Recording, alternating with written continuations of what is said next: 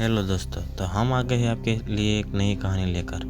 तो ये कहानी है मंजुलिका की। और जो आप इस वीडियो में नए हो तो वीडियो को लाइक कर दीजिए और चैनल को सब्सक्राइब कर दीजिए। हम चलते हैं एक नई कहानी की ओर।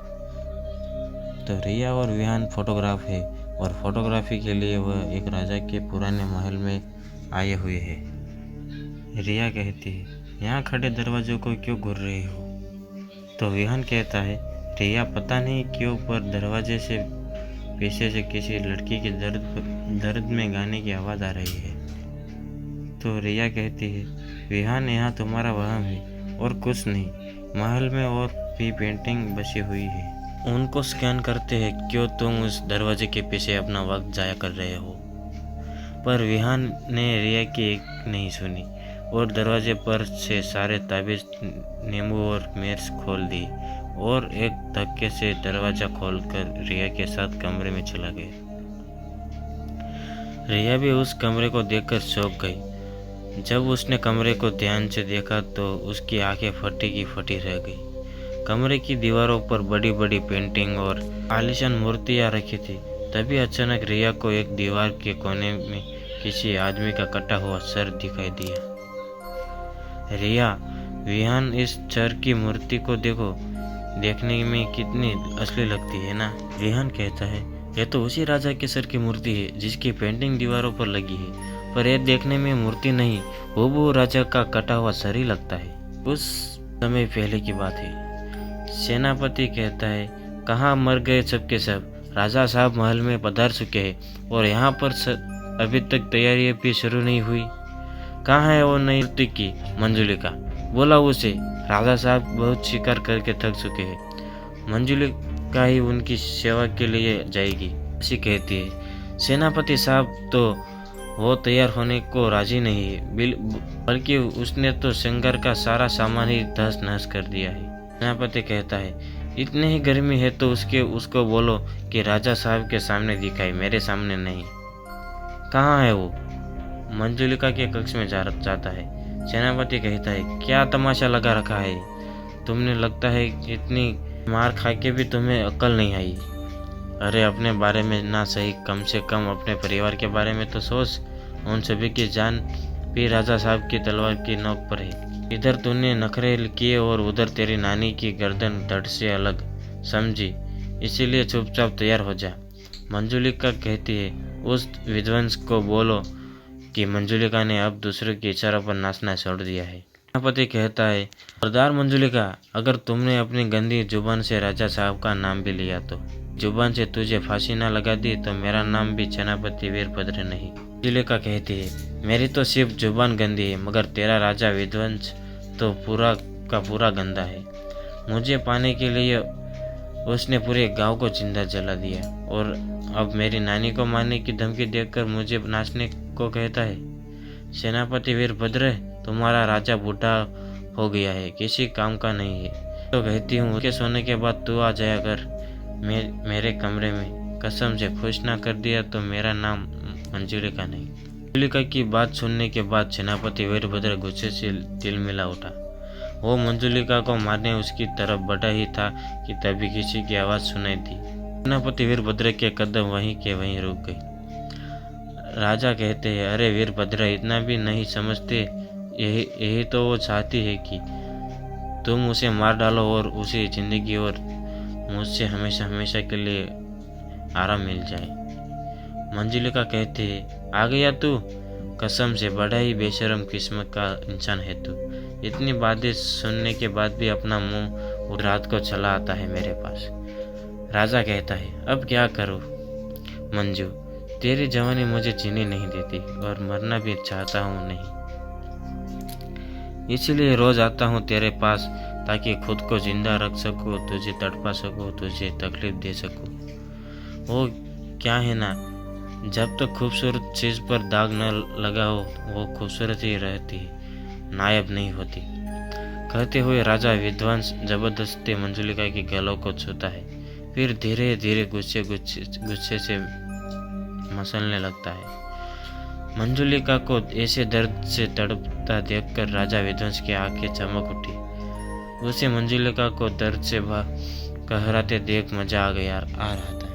राजा कहता है, चल तू भी क्या याद रखेगी, किसी दरिया दिल राजा से तेरा पाला पड़ा था, जा आज़ाद कर दिया तुझे, बस आज आखिरी बार दिल खोलकर मेरी महफिल को रोशन कर दे, उसके बाद मैं तुझे हमेशा हमेशा के लिए आज़ाद कर दूंगा।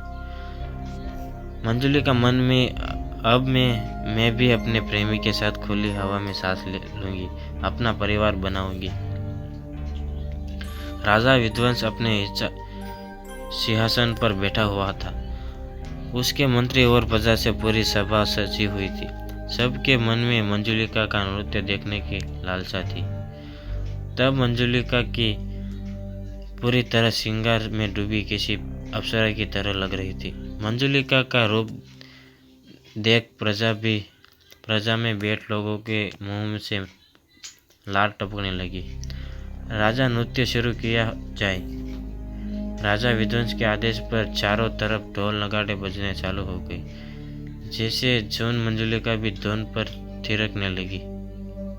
वो पूरी सभा में झूम कर खुले दिल से नृत्य कर रही और वही गाना भी गा रही है जो कि वो अपने प्रेमी के लिए गाया करती थी।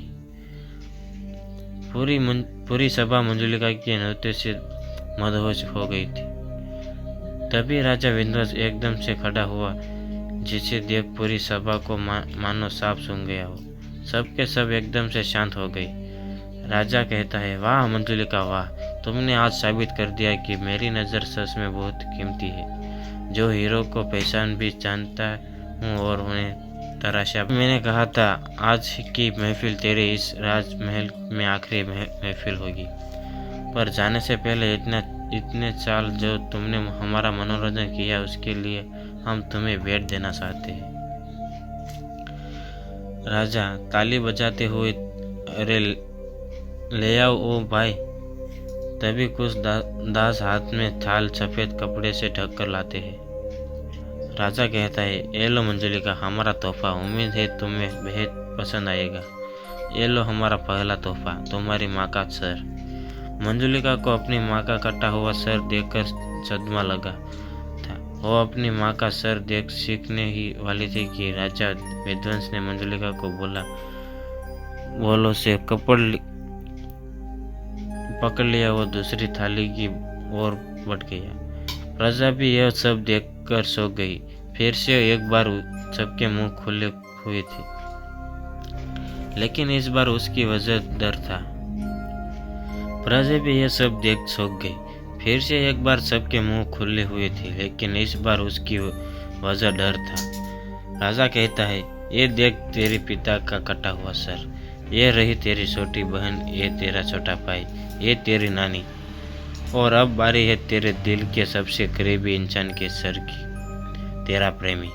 मंजुलिका से जुड़ा हर एक शख्स का सर राजा विध्वंस ने उसे तोहफे के रूप में भेंट कर दिया था। मंजुलिका को भी समझ नहीं आ रहा था कि वो किसकी मौत का दुख पहले मनाए। तभी राजा विध्वंस ने अपनी आखिरी चाल चली। राजा कहता है, अरे क्यों, आखिर तोहफा तो देना बाकी है तुझे।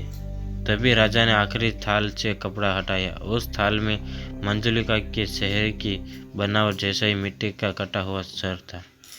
मंजुलिका अपने सर की मूर्ति देख जोर जोर से हंसने लगी। मंजुलिका, मैं जानती थी तू मेरे साथ ऐसा ही करेगा, लेकिन याद रख विध्वंस, मैं जो तेरे साथ करूंगी उसे दुनिया सदियों तक याद रखेगी। इससे पहले मंजुलिका अपनी बात करती, राजा विध्वंस ने एक झटके में मंजुलिका का सर कट धड़ से अलग कर दिया। मंजुलिका का सर कटते ही पूरी प्रजा फुसफुसाने लगी थी। सबकी नजरें मंजुलिका के कटे हुए सर पर टिकी थी, जो कि मरने के बावजूद राजा विध्वंस को ही घुरे जा रही थी। कुछ दिन बाद मंजुलिका का गीत सुन पूरे महल में अफरा तफरी मच गई। चारों तरफ लोगों मंजुलिका के डर से भाग रहे थे। मंजुलिका अब हाथ में अपना ही कटा हुआ सर लेकर गीत गाते हुए राजा को विध्वंस के कमरे की ओर जा रही थी। जो कोई भी उसके रास्ते में उसे रोकने की कोशिश करता, मंजुलिका अपनी नज़रों से रोशनी का वार करने के उनके सबके टुकड़े कर देती थी। मैं आ गई राजा विध्वंस, देखो तुम्हारी मंजुलिका तुम्हारे पास आ गई। अब भी मुझे गुस्सा करो रहोगे मेरे राजा? मंजुलिका की प्यार भरी बातें सुनने के बाद जैसे ही राजा विध्वंस ने अपनी आंखें खोली तो उसकी आंखें फटी की फटी रह गई। उसके सामने एक बिना सर का दर्द था, जिसका सर धड़ से हाथ में लटका हुआ उसके बातें कर रहा था। राजा विध्वंस इससे पहले कि कुछ समझता पाता मंजुलिका राजा विध्वंस के अंदर विलीन हो गई और पूरे शरीर पर कब्जा कर लिया। एक सैनिक भागता हुआ सेनापति को सूचित करने के लिए जाता है। सैनिक कहता है, सेनापति जी, मंजुलिका की आत्मा राजा जी के शरीर पर कब्जा कर चुकी है। सिपाही की सेनापति वीरभद्र तुरंत ही राजा के कमरे की ओर जाता है, लेकिन उसने जो मंजर देखा वो सेनापति कभी नहीं भूल सकता था। राजा विध्वंस अपने ही सीने का मांस नोच कर खा रहा था। उस बीच राजा की नज़र जैसे ही सेनापति और उसके सिपाहियों पर पड़ी तो उसने अपने आंखों की नज़र भर से सिपाही के टुकड़े कर दी, पर सेनापति को जिंदा छोड़ दिया। मंजुलिका, तू मुझे मारने चला था ना? जा, मैंने तुझे जिंदा छोड़ा। बचा सकता है तो बचा ले, तेरे पास 2 दिन का समय है, वरना मैं पूरे राज्य को खत्म कर दूंगी। इतिहास के पन्नों में साइड में एक नाम रहेगा और कुछ नहीं। अगले दिन सेनापति बाबा, उस मंजुलिका के नाम से सारा राज्य डरा हुआ है, अब आप ही कुछ उपाय बताइए। बाबा कहता है, बेटा, बेगुनाह लोगों की जान लेने पर तो भगवान तक को श्राप भोगना पड़ता है, और मंजुलिका तो फिर भी एक आत्मा है। तुम ना उसे उसका बदला पूरा करने दो, फिर वो अपने आप तुम सबको जिंदा छोड़ देंगे। सेनापति कहता है, इसका बदला, इसका मतलब तो राजा विध्वंस को मारना ही होगा ना? होगा। बाबा कहता है, हाँ बेटा, राजा विध्वंस को मारना होगा, और उसे तुम मारोगे, वो भी तुम्हारे खुद के हाथों से, और तुम्हें उसके जिस्म के 7 टुकड़े करने होंगे, जिनसे 4 को चारों अलग अलग दिशाओं में से दफना होगा, और बाकी के 3 टुकड़ों को आग, पानी और जमीन में विलीन करना होगा। तभी मंजुलिका की आत्मा को काबू किया जा सकता है। सेनापति जब राजा विध्वंस के कमरे में गया तो उसके इस बार एक और घिनौनी हकीकत का सामना करना पड़ा। उसने देखा कि राजा विध्वंस पैर के ऊपर का सारा मांस नोच कर खा चुका था।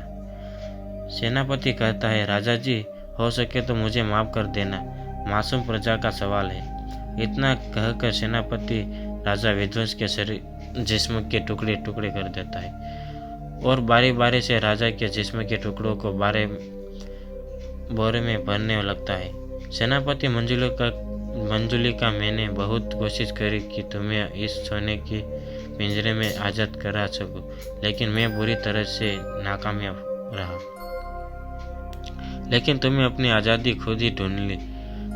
काश तुम्हारे जिंदा रहते हुए तुमसे ये सब कह पाता।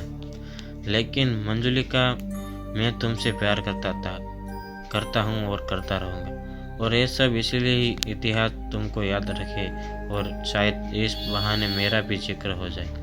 अगले दिन सेनापति बाबा के साथ मिलकर राजा के कमरे के दरवाज़ा मंत्र और तावीज़ से हमेशा के लिए बंद कर देता है, ताकि कभी भी फिर मंजुलिका की आत्मा किसी को परेशान ना कर सके। लेकिन तब क्या होगा जब खुद ही कोई मंजुलिका के सामने मरने चला आए। रिया और विहान उस छर वाली मूर्ति को देख ही रहे थे कि तभी उस मूर्ति ने अपनी आंखें खोल दी। आंखें एकदम लाल थी, जिसे देखकर रिया और विहान पूरी तरह डर जाते हैं और भागने लगते हैं। लेकिन तभी उस मूर्ति की आंखों में से तेज रोशनी निकलती है और रिया और विहान के टुकड़े टुकड़े हो जाते हैं। तो दोस्तों, ये कहानी आपको कैसी लगी? अच्छी लगी हो तो वीडियो को लाइक कीजिए, और ऐसी कहानी आपको सुननी पसंद है तो चैनल को सब्सक्राइब भी कर दीजिए। हम आपको मिलते हैं एक नई कहानी के साथ। धन्यवाद।